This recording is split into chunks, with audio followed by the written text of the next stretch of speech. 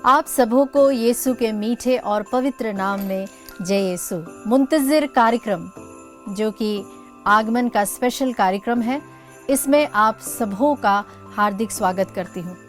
आगमन के इस पवित्र समय में हम सब प्रभु यीशु के आगमन की तैयारी कर रहे हैं। हम हर दिन मुंतज़िर कार्यक्रम में प्रभु का वचन सुनने और आत्मिक उन्नति के लिए एकत्रित होते हैं। आज के संदेश को सुनने से पहले मैं आप सभी से निवेदन करती हूँ कि यदि आज के वचन से आपको कोई भी प्रेरणा, सीख, वचन या आत्मिक स्पर्श मिलता है तो कमेंट बॉक्स में अपनी गवाही, अपनी प्रेरणा या अपना अनुभव जरूर हमसे शेयर करें। आपकी आत्मिक बढ़ोतरी देखकर हमें अत्यंत आनंद मिलता है। आपकी गवाही किसी और के लिए भी आशीष का कारण बन सकती है। प्यारे मित्रों, आज का जो विषय हमने लिया है वह है परिवार के उद्धार के लिए प्रभु ने आपको चुना है।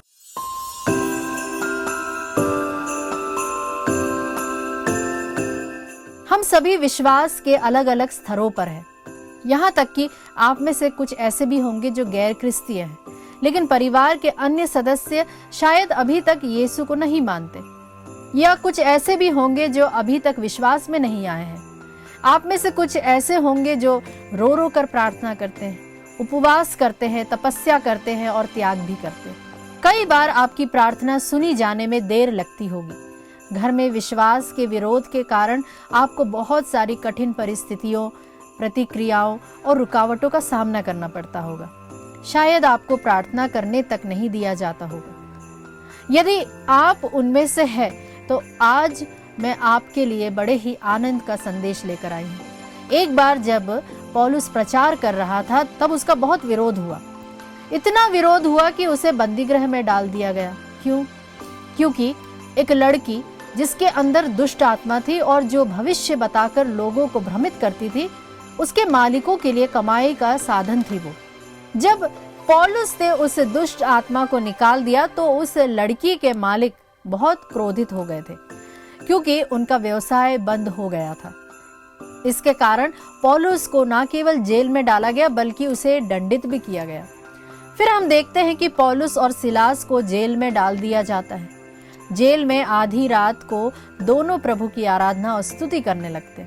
अचानक वहां पर भूकंप आया और पूरी जगह हिल गई। उनके बंधन खुल गए और केवल उन्हीं के नहीं, जेल में मौजूद सभी कैदियों के बंधन खुल जाते, क्योंकि अन्य लोग दोनों की प्रार्थना और आराधना सुन रहे थे और वे भी प्रार्थना करने लगते हैं।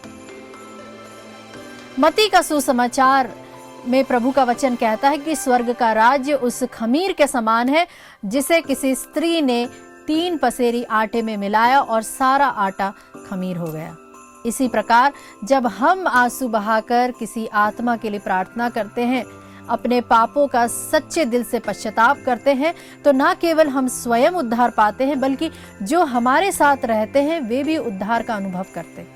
जेल की देखरेख करने वाला जेलर जब उसने भूकंप देखा और कैदियों के बंधन खुलते देखा तो उसने भय में सोचा कि वह भी दंडित होगा और आत्महत्या करने ही वाला था। पर तभी पौलुस ने पुकार कर कहा, अपने आप को हानि मत पहुंचाइए, हम सब यही हैं। पौलुस की इस भलाई को देखकर जेलर को पता चल गया कि ऐसे लोग जो खुद से ज्यादा दूसरों की भलाई सोचते हैं, उनका ईश्वर कितना प्रेमी होगा। तभी वह पौलुस के सामने आकर पूछता है, उद्धार पाने के लिए मुझे क्या करना चाहिए?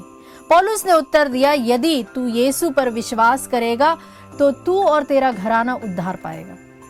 उस यीशु को अपने दिल और परिवार में जन्म लेते हुए देखेंगे। हम में से कई लोग चाहते हैं कि हमारे परिवार के सदस्य भी वही उद्धार को अनुभव करें जो हमने किया है।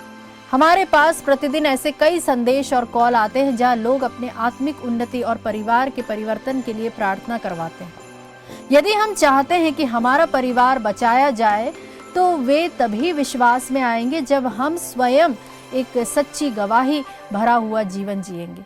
ईश्वर ने सबसे पहले उद्धार की इच्छा का बीज आप में डाला है, क्योंकि वह चाहता है कि आप अपने परिवार के उद्धार का माध्यम बने। मीका नबी और प्रेरित चरित्र में लिखा है, अंतिम दिनों में मैं अपना आत्मा सब प्राणियों पर उंडेलूंगा। तुम्हारे पुत्र पुत्रियां भविष्यवाणी करेंगे, तुम्हारे जवान दर्शन देखेंगे, तुम्हारे बूढ़े लोग स्वप्न देखेंगे। मैं अपने दास दासियों पर भी अपनी आत्मा उंडेलूंगा और वे भविष्यवाणी करेंगे। इससे स्पष्ट है कि ईश्वर चाहता है कि हर एक जन उद्धार पाए। प्यारे मित्रों, हम उस उद्धार का माध्यम कैसे बन सकते हैं? हमारे जीवन में यीशु का स्वभाव झलकना चाहिए। मूसा को ही ले लीजिए।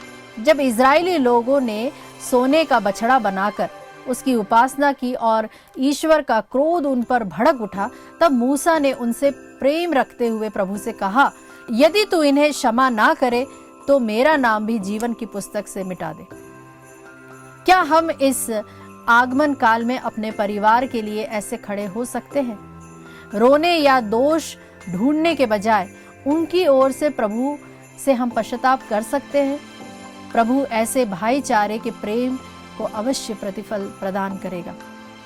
प्यारे मित्रों, उम्मीद करती हूँ आज के वचन ने आपको कहीं न कहीं से आध्यात्मिक रूप से उन्नति प्रदान की है।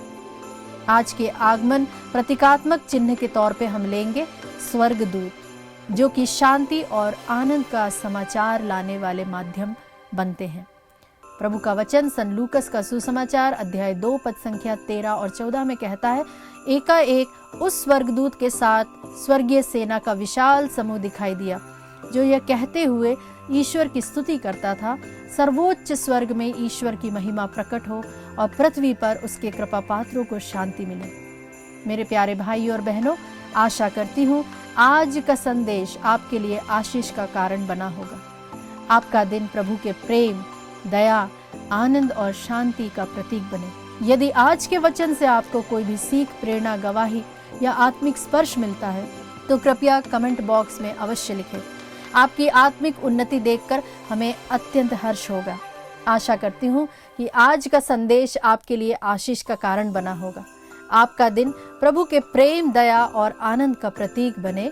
आमीन।